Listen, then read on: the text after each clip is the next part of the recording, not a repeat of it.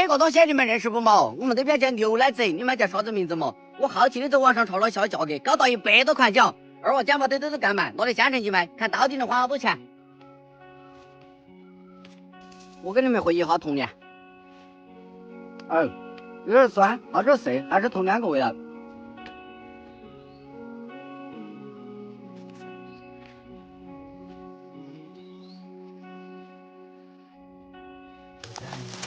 来，给你们看一下，这就是2万几个小时生活。走，我们出发去县城。你们觉得我的兜兜管了好多钱？现在已经到县城了，口号就不喊了，因为来的太晚了，想去好个位置都。耶，姐姐，这得卡一个位置。现在把我们牛奶子倒在烧鸡头展示出来都吃的。这牛奶子就没啥收拾头的，我们就准备开摊了。好了，这山盖这了。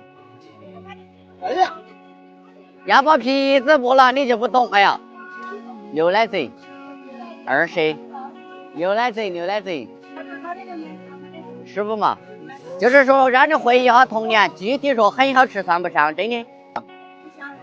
野生的就是这种啊，15块钱好了，是不是？我看到，来，你看我有个，来我换点空算了。忍不住啊！童年的味道。有点酸，有点涩，只是说是回忆童年，让你们买多了就不至于。太阳几2块了？5块钱嘛啊？要得嘛？10块钱包嘛，10块钱嘛。好，要得慢些哈。哎呀，这个很难吃。有点酸，有点涩，只是说是童年的味道。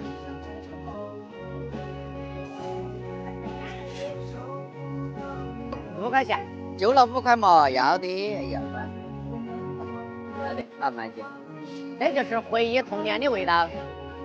哎，对，哦对，有说不要说很好吃，算不上。10块04嘛，10块钱是。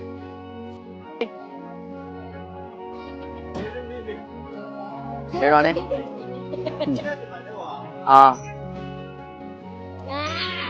还有2个哎，还好牙齿没整动，喊我赶快接牙啊，我整糟了。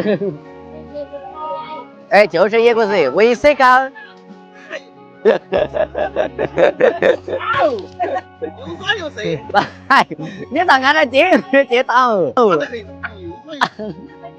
这点实在卖不完了，走，收摊回家了。今天大多数的2万买牛奶子都是回忆童年，虽然说回忆已经成了奢侈品，每一天我们在匆忙的向前赶路。虽然童年的门已经关上，但钥匙还在我们的手中。走，回家继续抓进去。